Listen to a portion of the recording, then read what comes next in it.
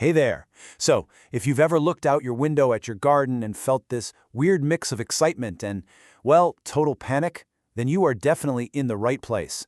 Today, we are going to break down those very first steps of designing a garden, and we're taking our cues from the amazing designer Adam Frost. Okay, let's get into it.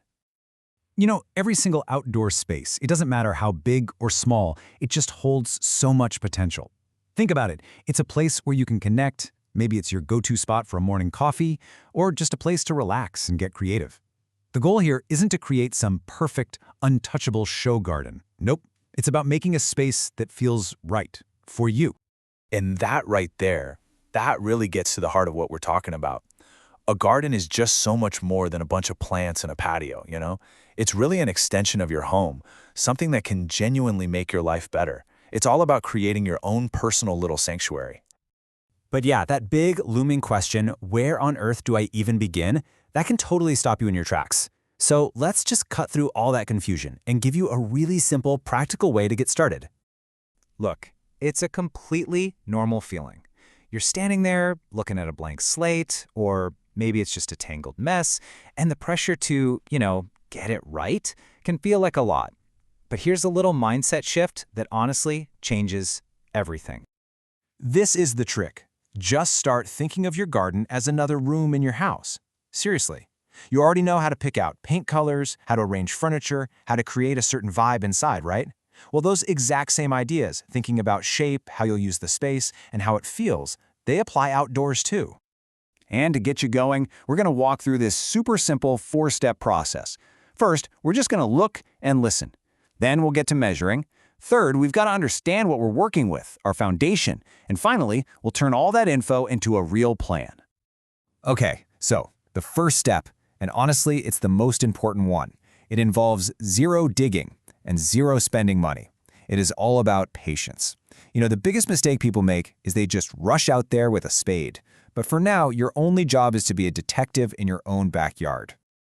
Just spend time being in your garden. Go look at it from the upstairs window, from the kitchen. Check it out at sunrise and at sunset. Where does the sun hit first thing in the morning? Is there a corner that just feels kind of naturally cozy and calm? What can you hear? You might even find some little hidden gems, plants that just decided to pop up on their own that you realize you actually love. And this is exactly why designers always recommend waiting a whole year to observe, if you can. A spot that's totally sun-drenched in the summer might be in deep shade all winter long. Really getting to know your garden's rhythm is the most powerful tool you have. For real. All right, so once you have a real feel for your garden, it's time to get practical. It's time to measure it.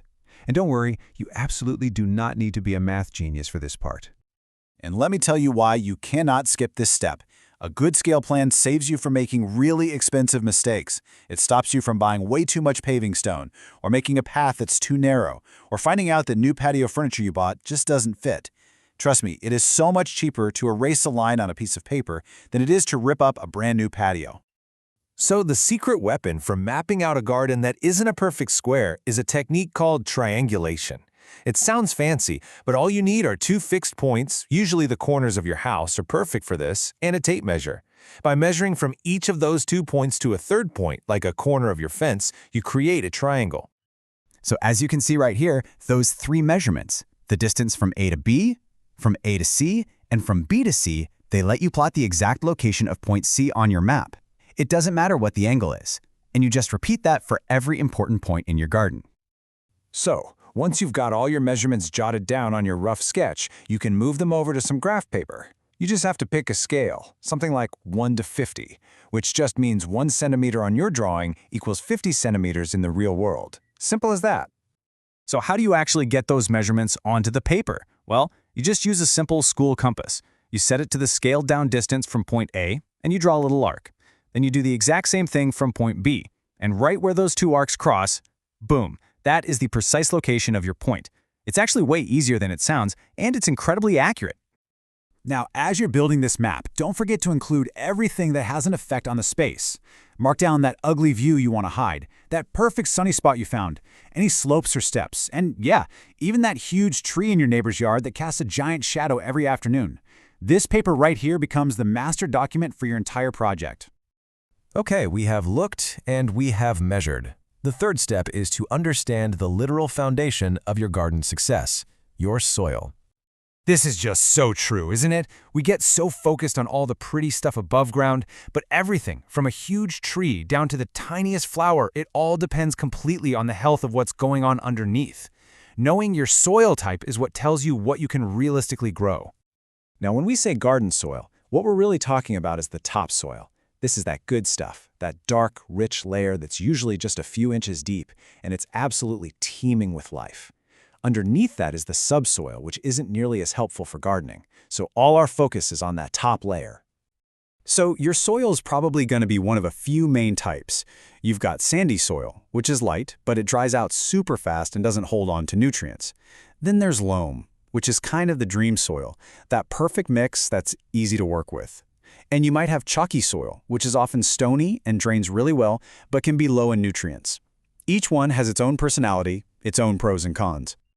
But how do you figure out what you're working with? It is so easy. You don't need any fancy test kits. Just dig down a bit in a few different spots, grab a handful of soil, and just feel it. Does it feel kind of gritty like sand at the beach? Or does it feel silky and smooth?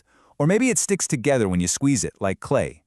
This simple, hands-on test will tell you so much about what your plants are going to need from you to be happy. So, you've looked, you've measured, and you've tested. And now you have an incredible amount of information, and you haven't even had to lift a single paving slab yet. The very last step is to turn all of that amazing knowledge into a simple action plan. All right, here it is, your homework, your action plan for this weekend. Number 1, just go outside and observe. Take some notes. Number 2, grab a tape measure and make that map of your space. And number 3, get your hands dirty and test your soil. That's it. Those 3 simple things are the real start of your entire garden design journey. You know, if you do these steps, I guarantee you will learn something new about a space you thought you already knew really well. So I'll just leave you with this thought. What's the first surprise, that little hidden pattern of sunlight, or that unexpected wildflower that you're going to discover? Happy gardening!